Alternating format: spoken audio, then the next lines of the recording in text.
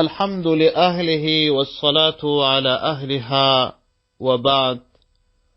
محترم او معزز ورونو، د دین د ابتدایي زده کړو په سلسله کې په نن درس کې یو څو مسائل نوري تر بحث لاندې نیسو. عام ورونه چې په ساده ټکو په پوسي. محترم ورونو، کله چې جماعت ودرېږي او ته پر لمانځه نو که چیرې دې یو رکعت کړی و، دوهم رکعت هم ورځم که سلام وګرځوه. مثلا د سهار فرض لمونځ د یو رکعت کړی دی، جماعت ودرېدی، سلام وګرځوه. او که د ماپښین لمونځ یو رکعت کړی و، یو بل رکعت ورځم که چې دوه رکعته سي، سلام وګرځوه. د ماښام لمونځ که د یو رکعت کړی و، سلام وګرځوه. په همدې ترتیب باندې که چیرې پر نفلو باندې ولاړ وې، نو د سهار سنت او د نورو وختو سنت، یعنی د ماپښین سنت فرق لري. د سهار سنت که جماعت ودرېدی هم بیا پوره کوې، ځکه د سهار تر لمانځه وروسته بیا سنت نه کېږي.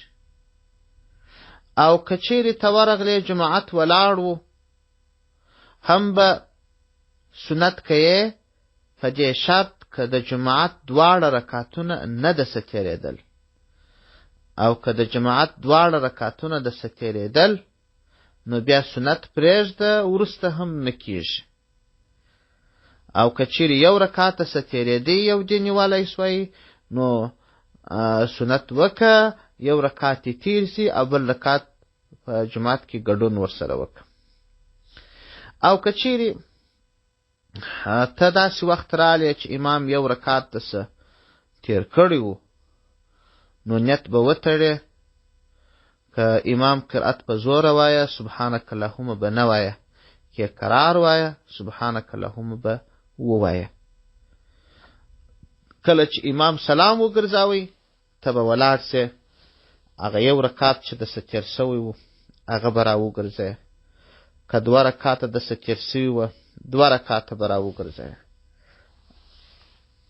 البته که دوه رکعته د ماپښین یا د مازدیګر دسه تیر سوي وه، نو هغه دوه رکعتونه چې ته راګرځې، پر اول رکعت به نه کښېنې، پر دوهم رکعت به کښېنې. او د ماښام دوه رکعته که دسه تیر سوي وه، پر اول رکعت به هم کښېنې، پر دوهم به هم کښېنې. یوه ناسته خو د امام سره وکړل، یو رکعت یې نیولی دی. بیا چې دا نور دوه رکعته راګرځې، پر د اول رکعت به هم کښېنې، پر دوهم به هم کښېنې. همدا ډول که درې رکعته دسه تیر وه، هم به داسې کوې، پر د اول رکعت به کښېنې، او پر دریم رکعت به نه کښېنې، پر څلورم رکعت به بیا کښېنې. د ماپښین لمونځ که درې رکعته دسه تیر سوي وه. او د ماپښین سنت که د صفاته سوه، مفتابهي قول دا دی چې فرض دې وکړه، اول دوه رکعته سنت وکړه، بیا دا څلور رکعته سنت وکړه. د اثار سنت مو وویل چې هغه وروسته بیا نه راګرځي. بله مسله دا ده، که چیرې یو چا په امام پسې لمونځ کاوه، د دسه یو عمل وسو، د یو واجب سهوان ځینې پاته سو، نو پر ده باندې سجده د سهوی نسته. پر امام باندې سجده د سهوی سته، که د امام څخه عمل سوی و. او که د مقتدي څخه سوی و، نه پر امام سته او نه پر مقتدي باندې سته. البته که تا هغه یو یا دوه رکعته راګرځول، په هغو کې یو عمل د څخه وسو، هلته بیا څه شی سته؟ سجده د سهوی بیا سته. بله مسله دا ده، که چیرې د یو چا څخه لمونځ قضا سي، یو لمونځ ځینې قضا سي یا دوه لمونځونه ځینې قضا سي، نو مسله پکښې دا ده، حکم دا دی چې کم لمونځ د څخه قضا سو سهون، بیده سوی وی یا دې هیر سو، نو د راتلونکي وخت چې دی تر هغه مخکې به دا لمونځ راګرځوې ضرور. ستا د هغه وخت لمونځ نه صحیح کېږي تر څو چې دغه لمونځ یې نه یې راګرځولی. البته په درو شیانو باندې ترتیب ساقطېږي. یو دا چې ستاسو د ماپښین لمونځ قضا سوی وي، مازدیګر چې تا اودس تازه کړي وخت دومره تنګ و چې تا قضایي راګرځولی، د مازدیګر لمونځ دسه قضا کېدی، نو بیا پروا نه کوي، دا قضایي لمونځ یو پلا مه کوه، یو وار د دغه لمونځ وکړه، د مازدیګر لمونځ وکړه، وروسته یې بیا راوګرځوه. او که جماعت ولاړ و پر تا باندې قضایي لمونځ و، ته په جماعت کې ګډون نه کوې،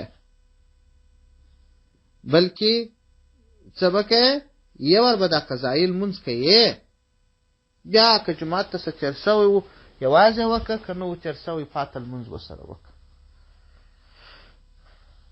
نو ستا د ماپښین لمونځ چې ستا څه قضا سوی وي، د مازدیګر لمونځ یې نه صحیح کېږي چې د ماپښین لمونځ یې نه یې کړی، مګر یو دا چې وخت تنګ وي، او دوهم دا چې ایر دي سي ایر ماپښین لمونځ دسه قضا سوی دی، مازدیګر چې لمونځ وکړې، چې لمونځ یې خلاص کړه او ووایي زما څه د ماپښین لمونځ قضا سوی و، دا ایره هم عذر ده. او دریم شی دا چې دا قضایي لمونځونه دي ډېر سي، شپږ لمونځونه که دسه قضا سوه، بیا نو که دې وختي لمونځ مخکې وکړي، که دې قضایي وکړي، پروا نه کوي. دا د قضایي لمونځو اړونده مسائلې وې. الله جل شانه دې د عمل توفیق ټولو ته ور نصیب کړي. والسلام علیکم ورحمة الله وبرکاته.